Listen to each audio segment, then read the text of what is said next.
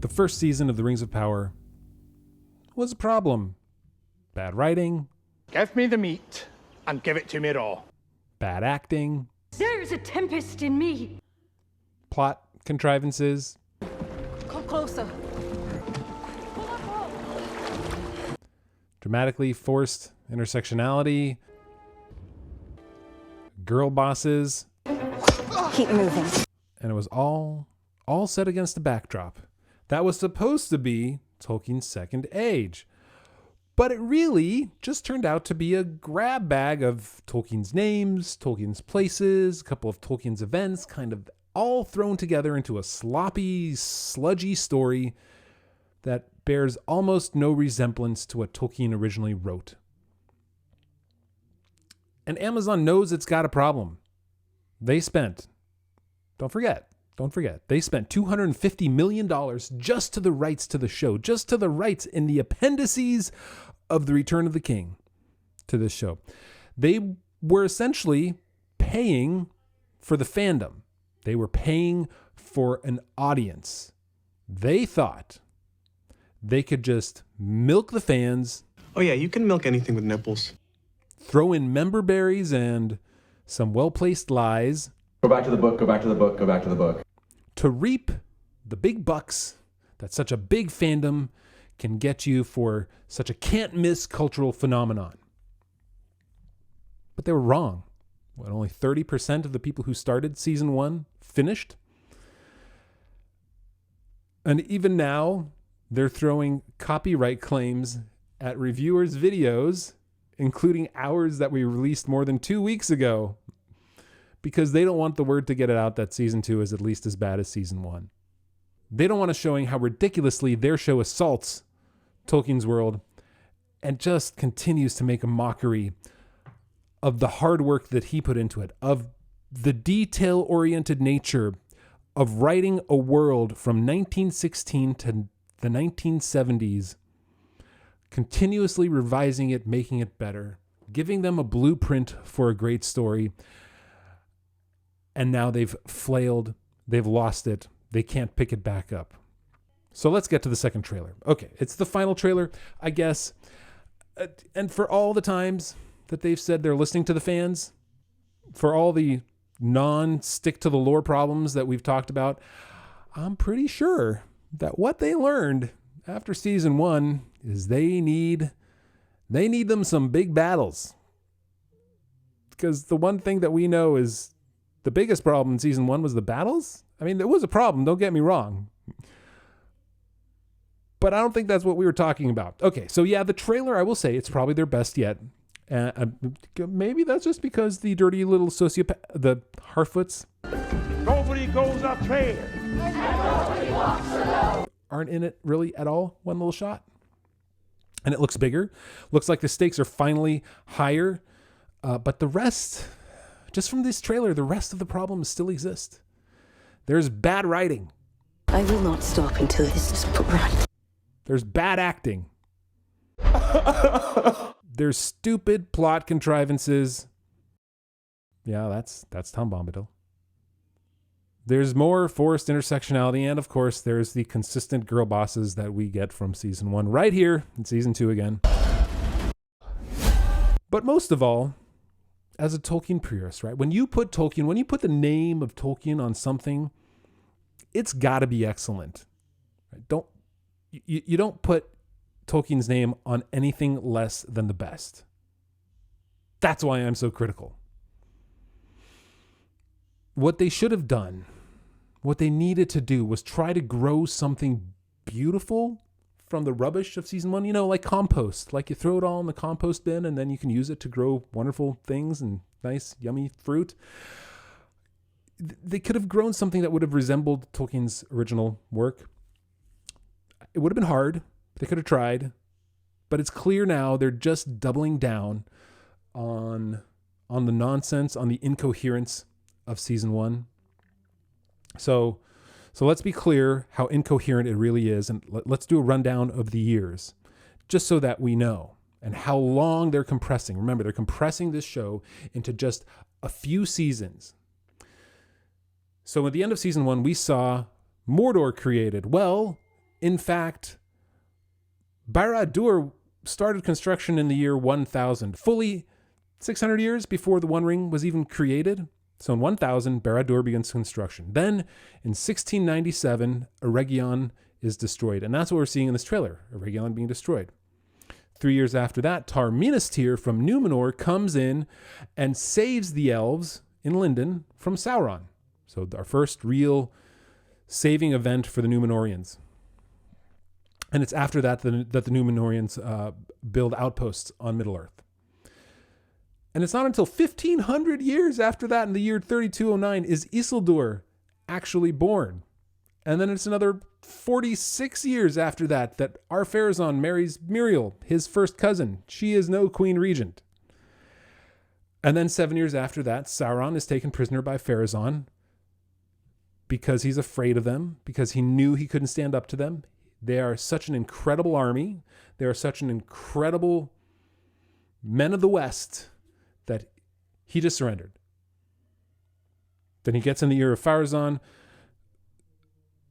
and in 3319, Numenor is destroyed.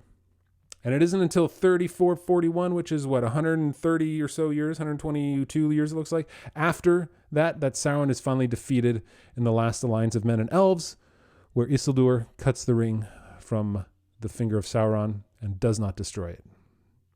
So this is essentially 2,400 years compressed into just a couple of seasons. So they're not even trying to create anything new. They're essentially taking what Tolkien spent decades nailing down and saying, no, we can do it better in the span of just a couple of years. So the things that took time to develop in his world, the characters that were experiencing loss and devastation and success and alliances, these characters that over hundreds of years they could have established as incredibly strong and important movers and shakers of Middle-earth, it's totally gone because we're stuck to just a few seasons. Literally 5 years of this. They're not moving forward at all. So we see the Battle of Eregion, which is essentially 100 years after the One Ring is created. They've added Adar, who's apparently the guy attacking Eregion now, because we see Anatar in his wonderful wig walking through a destroyed city, or as the city is getting destroyed behind them. What? Huh? And again, Adar, totally made up. Not a character in the films. Not a character in the TV show. They've added, of course, a Balrog because member berries. They've added Barrow-wights because, member berries. They've added Ents because member berries. And they gave Halbrand a wig. And called him Anatar, which is the right name. But they just gave him a wig and Celebrimbor can't figure it out.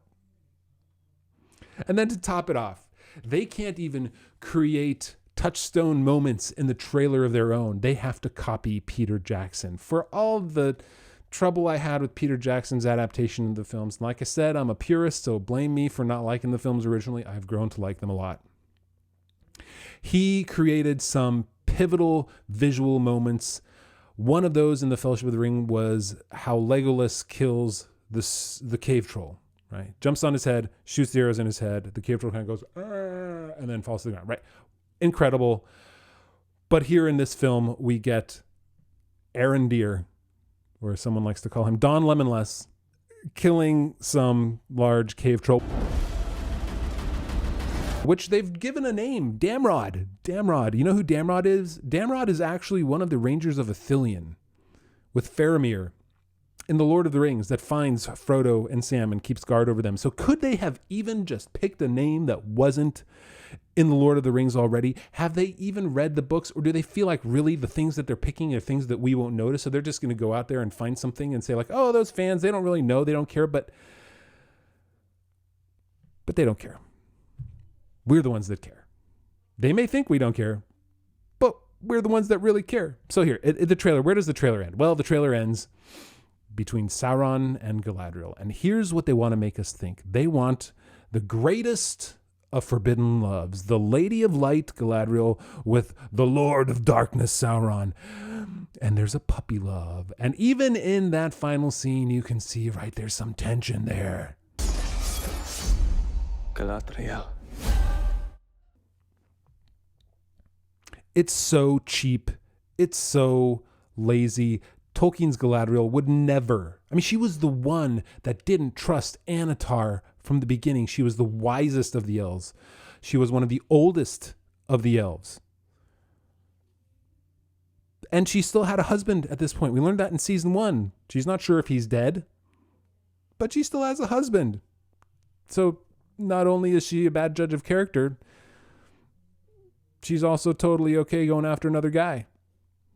Right? They want us to know that Sauron and Galadriel are a thing, and that we should be tuning into this greatest of forbidden loves that's worse, that's greater than Beren and Luthien, and this is their big play. Right? Well, you know, relationships have their fights, and Sauron and Galadriel just happens to be over the fate of Middle-earth.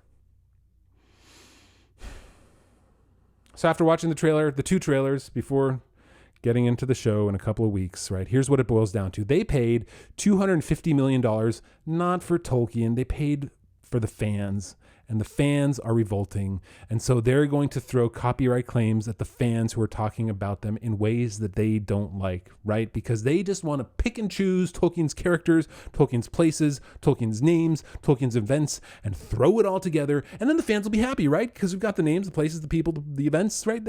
Why aren't you guys liking this? It's Tolkien, right? We named things like he did. Look, it's Moria. The Doors of Durin. I mean, they're direct copies of Peter Jackson, but they're the Doors of Durin, right? Can't you just be happy? But see, we're the fans of Tolkien, and we're more. We're students. We are students of Tolkien. And so when you dress your crap in Tolkien's clothes, we can smell it. We can see the clothes turning brown and kind of the brown underneath sliding down and into the dirt. Right? It's just, you can't hide that this isn't anything that Tolkien actually wrote. And after watching the trailer, we know that season 2 won't be any closer to anything we had in the appendices in the Return of the King or in the Silmarillion, right? And on top of that, again, even if it wasn't done in Tolkien's world as it is now, it's not in Tolkien's world. It's just not. Even then, right, the acting is still bad, the writing is bad, the plot is incomprehensible, and it's not going to be any better than season 1. So, you know, I guess you could say like Anatar's hair in the show, like the wig that they gave to Sauron. They're basically trying to dress up their story in Tolkien's wig and pass it off as something more than it is. But they're not fooling anyone who has eyes to see.